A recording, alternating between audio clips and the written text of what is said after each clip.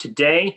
This is the week of November the 11th, which is, of course, Remembrance Day, and we have to remember our troops and anyone that has fought in any of the wars in the past. I would certainly like to take this moment to recognize them and thank them for what they do, because if it wasn't for them, then we wouldn't be able to be here today to discuss what we love, which is autographs and memorabilia, and any of us wouldn't be able to do what we strive to do in this life if it wasn't for them. So Remembrance Day this week. Thank you to our troops and anyone that has ever fought in any of the wars. So this is the Autograph Memorabilia Show. We are on the Barn Burner TV network, and we're on ZINGOTV channel 250 on smart TVs, 2016 and newer, and TSN 1150 Hamilton. Thank you so much again for joining us. And coming up on the show today, we're actually we're going to check in once again with Eric Cohen of TSN. He is going to discuss Thursday Night Football and what to look forward to this week, and get his insight on Thursday Night Football. So hang around for that. That's coming up later in the hour. And we also have a special guest this week in Philip Kane.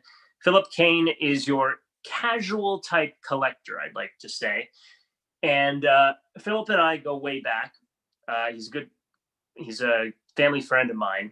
And I actually have some memories of him and I attending autograph sessions in the past. He actually tagged me recently on social media on a post, actually, and he tagged me, and I was like, wow, I can't believe that was like that many years ago. And it was to get a certain Montreal Canadiens Legends autograph. I believe it was Steve Shutt. I'm not entirely sure. Again, I'll have to check with Phil when he jumps on here. He's going to come on at about 12:15, 12:20 on the show this afternoon. He's going to join us. So that's to look forward to there. In the meantime, I'd like to kick things off today by talking about being in and out of collecting over time, and that's okay. I want to talk about that. You know, a lot of people start at a young age, like myself, at about 8 or 9 years old, and then you start to question, well, you know, why are you stopping exactly? What is it that's making you stop collecting autographs? And the answer to that is quite simple, actually. For most people, life gets busy. Life gets real busy. So I want you to understand that it's okay to be in and out of collecting. Don't think that if you collect and then you stop for like a number of years, that you can't get back into it. You certainly can. And there is no right or wrong way of doing it when it comes to collecting. So allow yourself to fall in and out of love with it. Because like I said, life gets busy, and you have to do what you have to do in other means and areas of your life. So you might not be able to partake in your hobby as much as you'd like to at certain points in your life. So that's probably why you stop, if I had to guess. Okay? If I had to guess, probably because life gets busy. But again, don't feel guilty restarting. And I'm very mindful of that. And, you know, there's going to be times where there's a couple of signings happening and you're like, yeah, I got to get that guy or that woman's autograph. And then there's going to be a few months that go by, and you say to yourself, there hasn't been a signing in a while. That's okay. Try and find something to look forward to in the future. Maybe look around on the internet who is going to be signing in like, you know, a year's time. If it's something that you can't be in every, you know, if you're not an everydayer in terms of the autographs, have something to look forward to, whether it's a month or a year down the road. it's all good. You come back to collecting at whenever it's good for you. So why are you restarting though? That's a good question. It's most likely because you want to continue that hobby. You need that extra niche in your life. Something's missing. You know, perhaps you are settled, you have a family, and you don't, maybe there's a job that you're working and you don't entirely like the job that you're doing right about now. And you need something on the side that is going to keep you in tune with yourself and who you really are. And then you restart that collecting. So it could have been all that gap of years is what I'm saying. As an example, say you're 9 years old, that's when you started collecting, and then you stopped for about 20 years. And then you had a kid, 2 kids, and then you started again because you needed that sense of sanity, something that is going to bring you back to your childhood self. And that's why we restart. We need that once in a while. You know, we need to have that me time. And and that's what I think autographs and memorabilia do for certain people. It brings you that me time, whether it's a signing that's happening in person and you have that boys' day out to go see that that superstar that you really want to go see and meet for the first time. That becomes a thing, and a thing becomes another thing. And these things in your life is what keeps you moving forward, because we have to be grateful for family, obviously, 150%. But you need something on the side that sort of also lights a fire inside of you to make you excited about life. And for me, that's always been autographs and memorabilia. And that might be for you as well. So know that it's okay to restart. And it's perfectly normal that if you had a big gap in time, that's okay. And I think a lot of us have had that. That's something that is normal. So with that being said, why don't I tell you a little bit about what I collected as a kid and what I was really interested in collecting.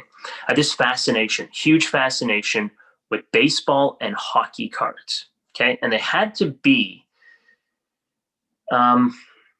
specific ones.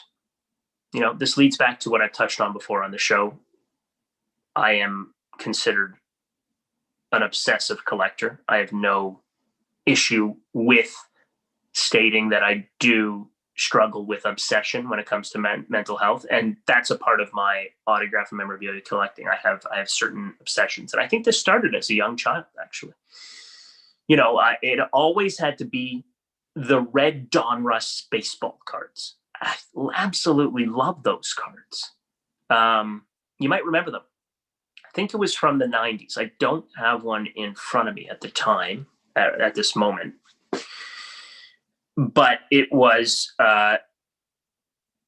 those red Donruss baseball cards. And it's either from maybe been 89, 90, or 91 in that era. And there's something about them. I think I still have a few in my parents' basement. I don't think they're very valuable, to be honest. But those were what I collected, along with Upper Deck.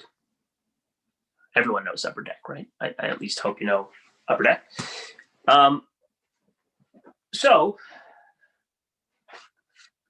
trying to get comfortable here because, sorry to interrupt, we're starting a new thing. If you're watching on the Barn Burner Network and ZingoTV right now, we have a new background, which is the autograph and memorabilia show background. I'm trying to, everything's new and into the, we're trying things out, and week by week, and this is only normal, is that we're trying things out. And I didn't have an official background to the show the last few weeks, and now this is kind of it, because I'm in between moving. I can't really have some memorabilia in the background, so we have to throw up a Zoom background of the autograph and memorabilia show.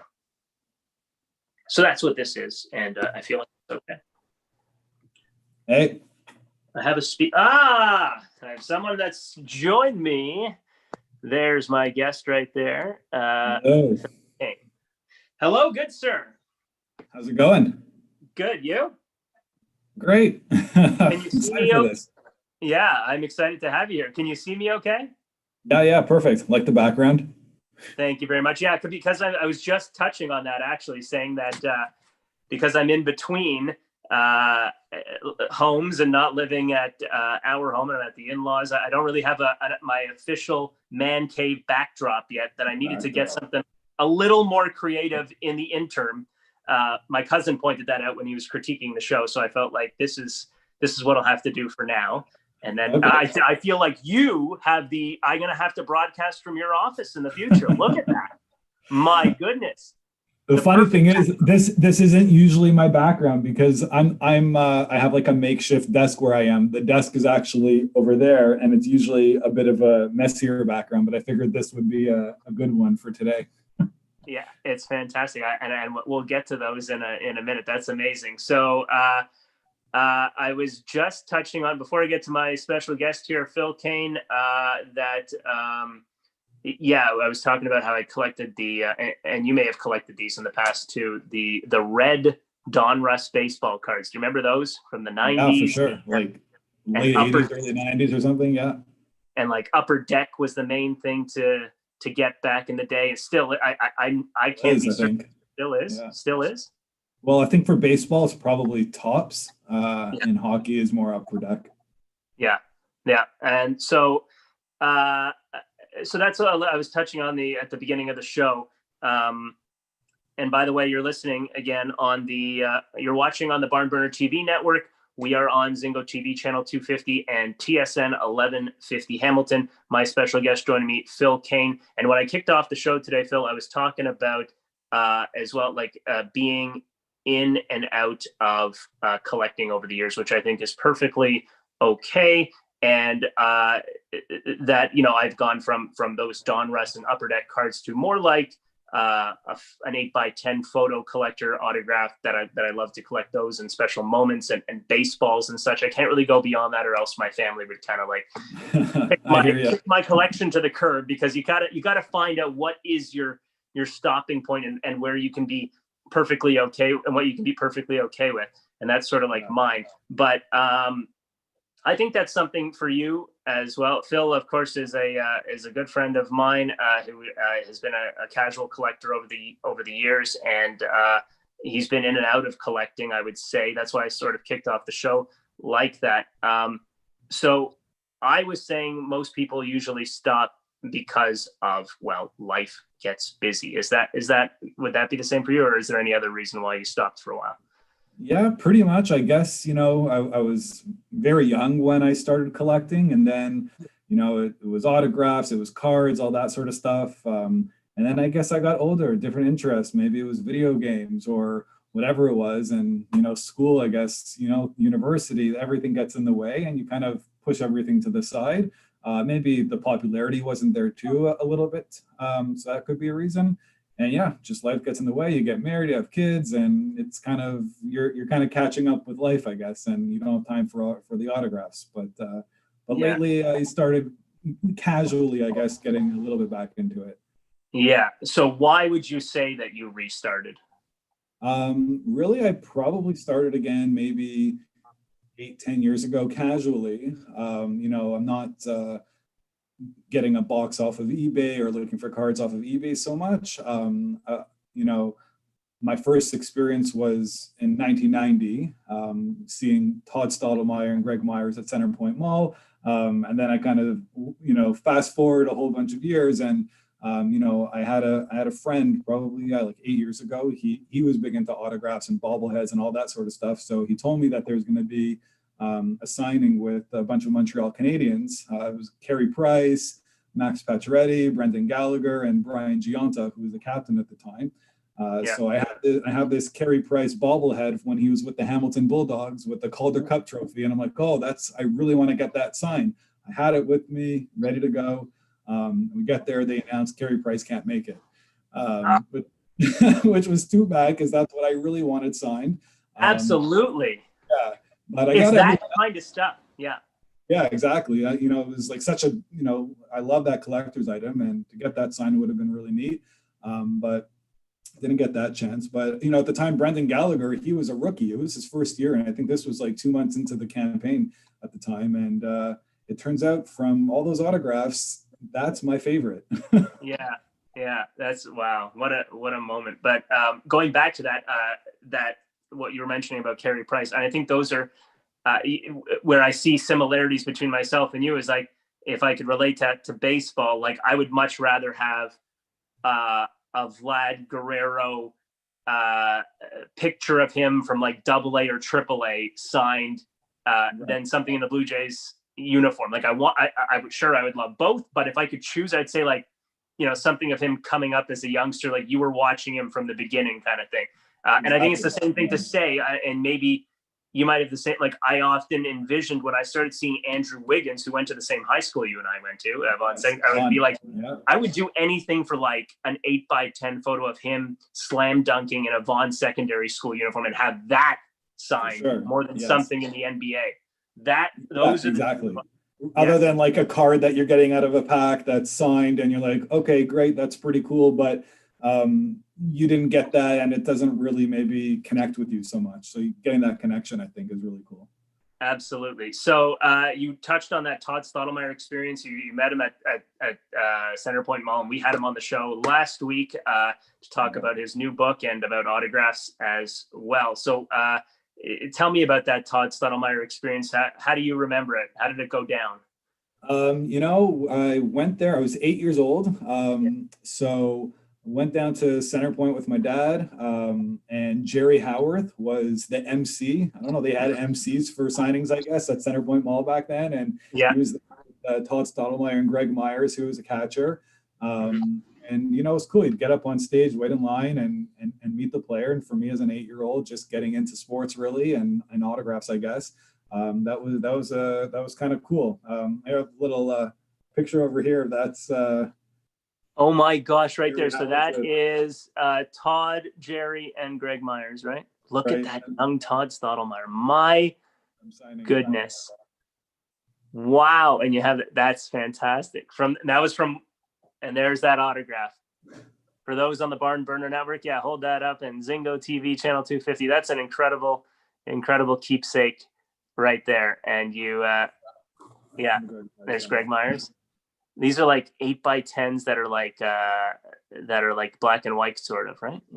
Yeah, exactly. You know, those are fantastic. CJCL 1430. That was I guess the Jays the J station back then. Back in the day, yes. My goodness. So that was do you recall because they had a couple of signings at Centerpoint Mall, and for those that might be watching or listening to the show at some point that are not in the Greater Toronto area, that is at the Yonge and Steeles area of Toronto, and you went there, and how did it work? Like, you had a choice of whose autograph you could get, or was it just like first come first serve? You could get everybody that was there signing that thing. Do you remember? I'll be honest, I don't really remember, but I do know that it was the two of them, and I got both of their autographs. So that's amazing. My dad shows, I guess. I remember a similar experience because I remember being at Centerpoint Mall, but I think my dad gave me the option. He saw the massive lineups, and he's like, it's either a photo op with Robbie Alomar or waiting in line for Joe Carter's autograph. You can't do both. We're going to be here all day." And I was in the so it was such a tough choice. I went with Robbie, but I luckily met Joe later in life. But so those are some incredible memories. And what I wanted to ask you as well was, you used to collect back in the day. Well, in terms of what you collected back in the day and what you collect now, tell me, what did you used to collect as a kid, and why did that stop now, in a sense? Yeah, as a kid, you know, kind of went along just off of the Jays there. I'd go to Jays games a lot with my father, and at the beginning of the games or before the games during batting practice, I'd go down to the ledge there over the field where they're taking ground balls and everything. And you know, some other kids were screaming over for autographs, and it was always the opposing team because the Jays would do batting practice before anyone could get in the stadium. So Yes. I'd come with like a baseball or programs that I would get. I remember vividly like Cleveland Indians. I have like all these old autographs: Sandy Alomar, Carlos Baerga, Kenny Lofton, all these guys. Whoa, you have Kenny Lofton? Yeah, all these guys coming in and just hollering over and getting them to sign it, and that's kind of how I started. And then over the years I went to some other shows. I actually went to this one autograph show. It was for hockey. It was for Phil Housley with a special guest, Teemu Selanne, who was a rookie at the time. Again, another rookie story. And I went there for Phil Housley. So I didn't get Teemu Selanne's autograph. I got pictures of both of them. But and then over time, again, kind of got out of the autograph thing, and I guess more recently started getting to the shows again. Another great one I got was Yvon Cornway of the Montreal Canadiens. And I've had some others passed down to me from my father, I have a couple of Jean Beliveau autographs and Steve Schott and some other That's what I wanted to touch on, actually, was that, and I mentioned that before you hopped on here, was that I remember you tagged me in a post a couple of weeks ago or something on social media, and it was like a throwback photo of you, me, and my brother at a signing. I think it was at the Royal York Hotel, downtown Toronto, and there's a Montreal Canadiens signing. Was it Steve Shutt, or who was that? I think there was Steve Shutt in there, Frank Mahovlich, Ken Dryden. And I'm probably forgetting someone else there. But yeah, that was great. Yeah, we have pictures of that too. Picture of the Stanley Cup over there. I think it's part of it was at the Hockey Hall of Fame too. Yeah. This is the Autograph and Memorabilia Show. You're watching on the Barn Burner Network and ZingoTV channel 250 and TSN 1150. My special guest joining me, Phil Kane today, a good family friend and a casual collector at that, in and out of collecting throughout the years. And he's got a great collection, as if you're watching on television, you can see in the background. We'll get to that in a little bit here. First, I wanted to ask you, you were telling me, nowadays, so that's what you collected back in the day, but nowadays, and the autographs that you have nowadays, which ones are you focusing on to get signed, and which ones mean the most to you, I guess you could say? Well, these days, it's pretty hard to get anything signed in person, of course. That's right. The COVID era, yes. So maybe a little bit of a pause from the shows. Some of the card shows, they bring, I always kind of check them out and see who's coming by, anyone of interest, that sort of thing. So I've even sent a couple cards in the mail to people in the past. I got Mark Bergevin's autographs. I had like some cards of his, and I sent them to the Canadians and got those signed. Really, I focused more on Montreal Canadiens, my favorite team. I have some Leafs autographs too, and actually one of my favorite autographs is of Johnny Bower. I was at a show, totally unrelated to sports. It was a food service show, and Johnny Bower was there, and which was amazing to see. And I got a picture with him. They printed it out right there, and then I got it signed with him. So that is actually one of my favorite autographs too. Not just Canadians, just a legend in hockey. But yeah, really looking at Canadians and Blue Jays also, and autographs and looking at rookie cards, all that sort of thing. So it all kind of comes together. We're very similar. I'm Blue Jays, Habs. Tell me, do you have a PK Subban signed something? I don't. I probably would if he would have still been with the Habs. He was one of my favorite Habs for a while, and then obviously he was traded, and I'm not going to go searching for his stuff really, because there's some others I'd rather have. Yeah, exactly. So the Montreal. Do you have any cool experiences as a kid? How I could relate to you with the Montreal Canadiens, because we're both fans of that heritage franchise. Like, I don't know, some people would tell me, I know some collectors that wait outside the arenas, or they know the cars the players drive. Can you remember as a kid, because your dad's a Habs fan as well, your dad taking you to the Forum? Do you have any memories of that, where you go early or stay after the games and you run into some of the players in Montreal? I mean, not really in Montreal so much. No. Obviously living in Toronto, didn't have so many chances to go there. I did go to a lot of games there, but never, waiting for the autograph. If anything, the autographs were coming from either myself going to like I said, the Jays games before as a kid and getting all those. But more recently, it's really just been going to shows or mailing them into the organization, like mailing a card or a picture or something and getting that signed. Like I said, I try to do it as personal as I can, and now now it's hard to do that, unfortunately, because really over the past couple of years I've gotten into the autograph thing again, and Yeah. now you can't go for who knows how long this will last, right? With COVID. Well, they're adapting to this COVID era. From what I understand, I spoke to a good friend of mine, Craig Fee. Shout out to him; he's a radio guy as well. And he told me he linked me to the website the other day via email, sportcardexpo.com, which I'm sure you've been to. And now there's just everything is happening virtually. It's like you'll pay, I don't know what it is, maybe $50 to $100 to get like a 20-minute one-on-one conversation with one of your favorite Habs legends, and you have the opportunity for them to mail you something in the mail autographed in a sense. And that's like the new era. I'm like, Pretty cool. wow, isn't that kind of cool? Yeah, check that out for sure.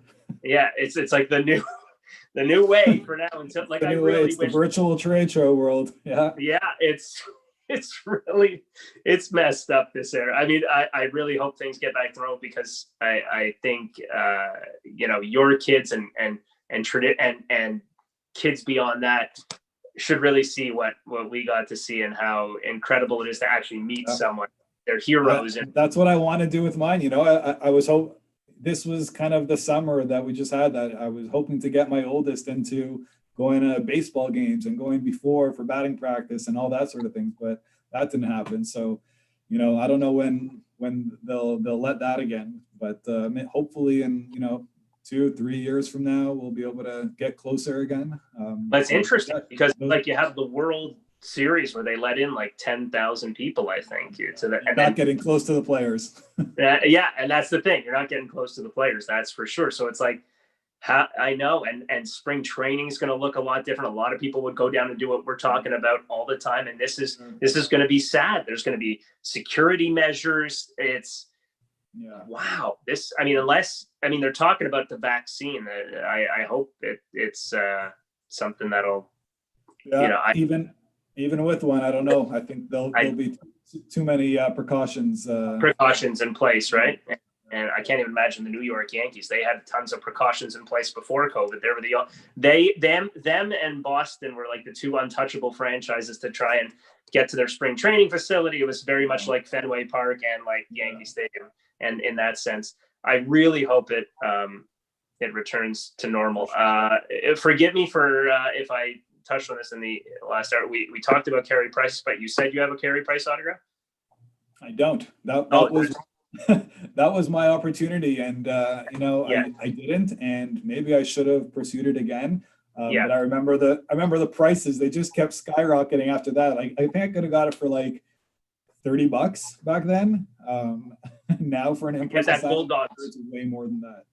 You were trying to get the Bulldogs one signed, and it would have been $30. You're saying, type of thing. Yeah, for like an in-person signing on something. Yeah. But you still have it. The Bulldogs. The bobblehead? Yeah. Can I see it? Let's see it? Sure. Yeah, let's see some of that collection you got back there. Sure. So this is the Carey Price bobblehead. This is when he was with the Hamilton Bulldogs and they won the Calder Cup.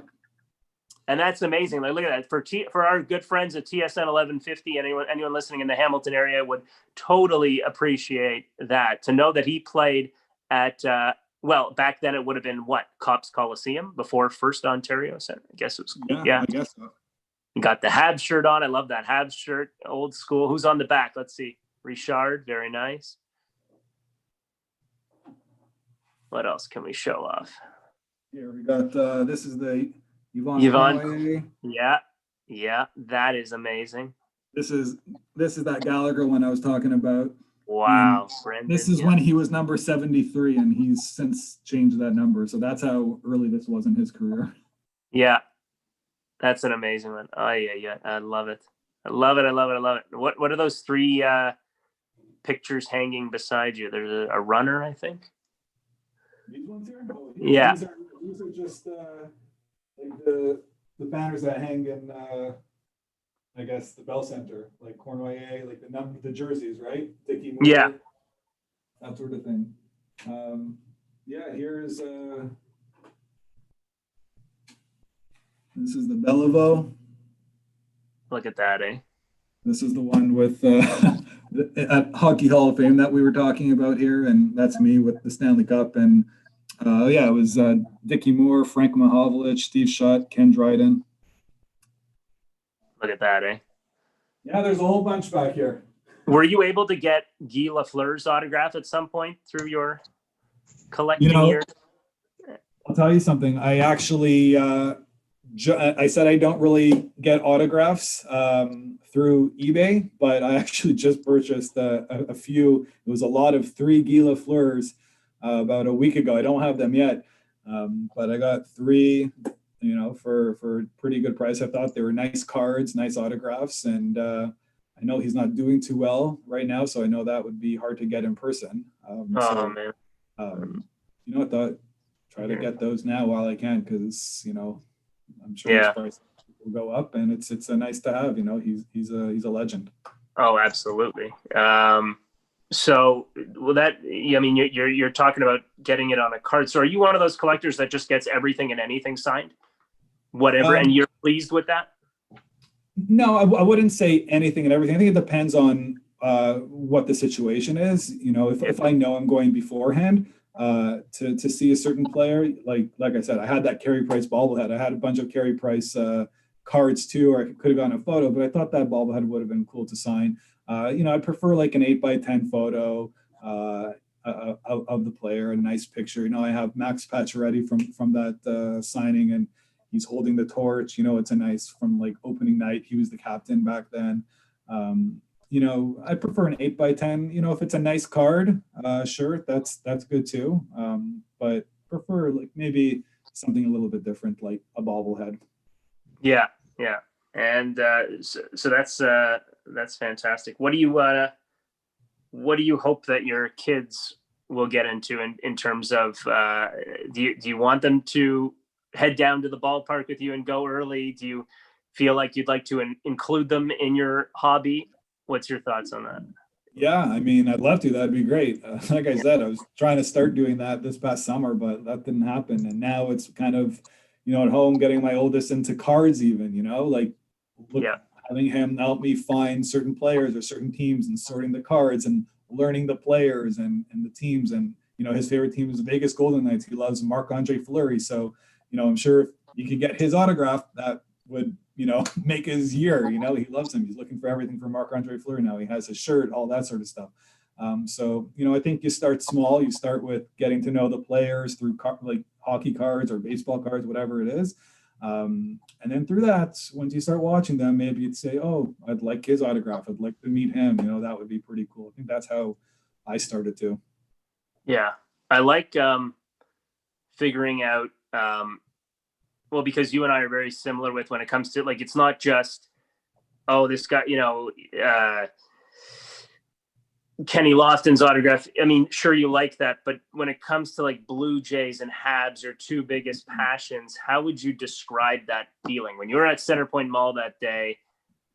What's the feeling inside of you when you meet that superstar, when you see that item that you brought getting signed? How do you feel? Yeah, I mean, it's amazing. We're Centerpoint or just meeting some other legends. It's you're nervous, right? You're waiting in line to meet that athlete, and you're thinking about it, and it's cool, and it's your turn, and you kind of trying to prepare what to say in your head for those few seconds that you have with the person, and it's exciting. Speak to them for 2 seconds, shake their hand, get their autograph, and you could, go away with something and know that you met that person. I always like to try to get a picture with that person too, if I'm getting an autograph. I think most of the autographs that I've recently gotten in person, I'm always sure to get a picture of that person too. And so, I kind of put the two together, and it's a great keepsake to have for the rest of your life, to pass down to my kids and everything, and just have something as a keepsake, put on the wall, that sort of thing. Absolutely. Which Montreal Canadian, which Toronto Blue Jay, in terms of autographs, do you not have at this moment, but would pretty much do anything for? If you didn't have to pay, and you could get that experience of meeting them and getting that autograph you want. Well, dead or alive, or alive? Yeah, I'd say a lot.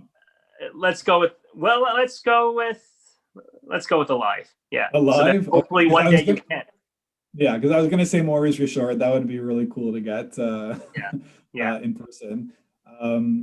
These days with the team, I love Bo Bichette as a player. He's great. I think you met him even a couple of years ago when he was in the minors. I did one of those trips, exactly what you were talking about, wanting to watch them in junior and see how they do there, and it was incredible. I was just starstruck myself. I remember going in a winter jacket, man. I was in Binghamton, New York, and it was when the Leafs, the Habs, I think, were out of the playoffs, but the Leafs were still in. Everybody was talking about the Leafs, but it was mid to end of April. I think it was the end of April, and it was like snow flurrying. And I was at the beginning, Vladdy and Bo in upstate New York. It was incredible. Yeah.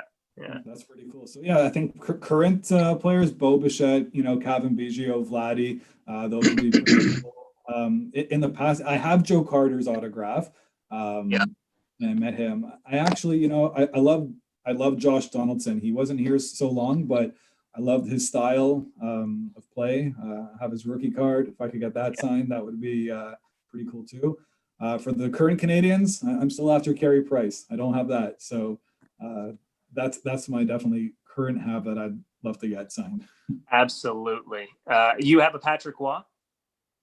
No, I have Jose Theodore and Cristobal Huet. Oh, okay. But if you could get Carey Price, I think that would be an ultimate. I would love to see. I could get Carey Price and Patrick Waugh. I'd love to see the smile on your face if it was you in the middle in a picture and Waugh on one end and Carey Price on the other, old school, and get that signed, and it would be that's a halo around my head. Yeah, right in the middle of your man cave. That is the centerpiece, no doubt about it. Absolutely. Yeah. Well, one tip before I let you go is that if things ever do get back to normal in Blue Jays land, is that if you do take the kids, I think on Saturdays, from what I know in this era, is that they open the gates 2 hours ahead of time now. So you are seeing, so for a 4:07 start, you can get there at 2, and you're seeing about 45 minutes of the Jays. Okay. BP. They just do it on Saturdays though for junior Jays, so that's why. So if you bring the kids and such, you could probably see the Jays BP on Saturdays if things ever get back to normal. Yeah. We hope. You are amazing, my good friend Phil Kane, joining me on the Autograph and Memorabilia Show. We are on ZINGOTV, channel 250, the Barn Burner TV network, and TSN 1150 Hamilton. Thank you so much for joining me today, Phil Kane. Really appreciate it. Thanks for having me. Go Habs, go Jays, go. Yeah. Go Habs, go Jays. All right. Habs. Okay. Yes, correct. There you go. We'll talk to you soon. Raptors. Okay, see ya. Cheers.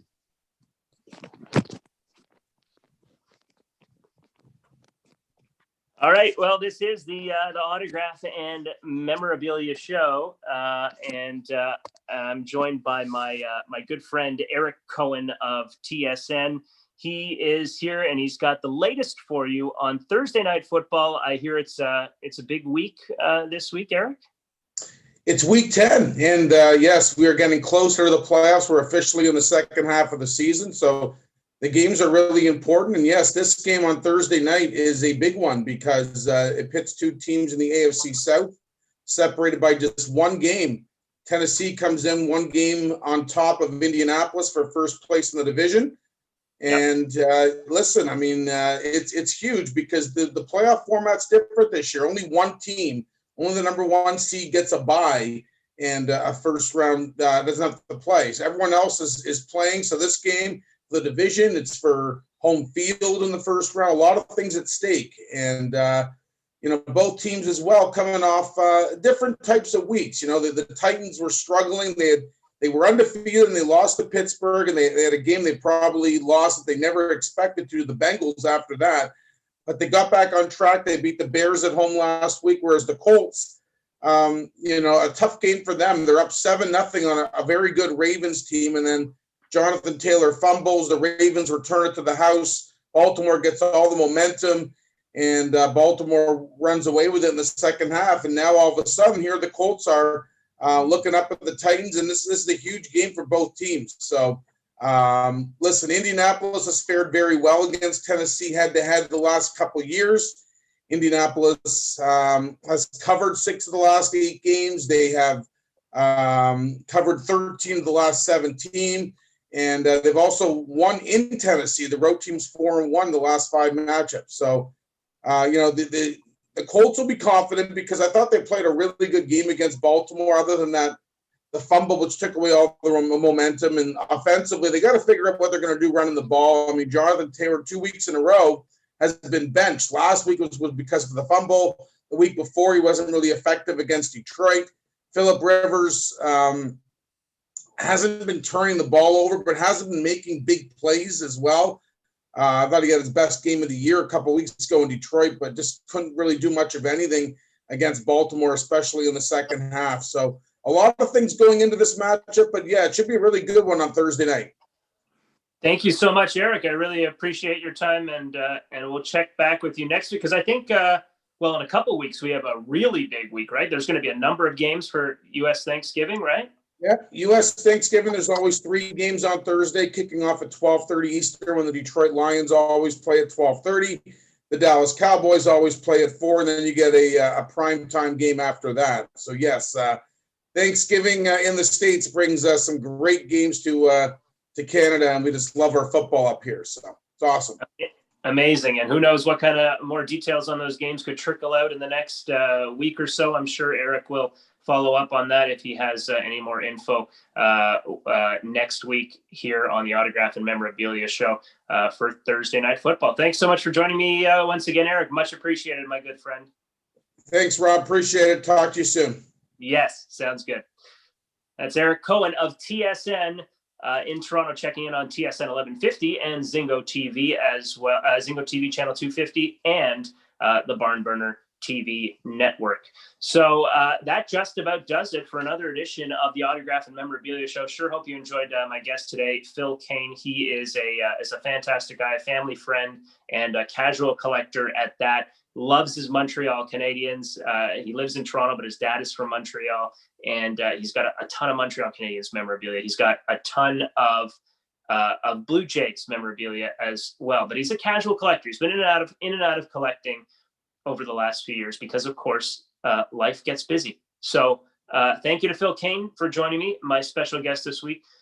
Thank you to Giancarlo Alino, who is a fantastic production wizard. Without him, this show would not be possible. So thank you, Giancarlo. Thanks to everyone back at the Barn Burner TV studio, as well as ZINGOTV channel 250 and TSN 1150 Hamilton. Next week, my guest, Scott Crawford, the main man in charge of the Canadian Baseball Hall of Fame and Museum in the very quaint, pretty town of St. Mary's, Ontario.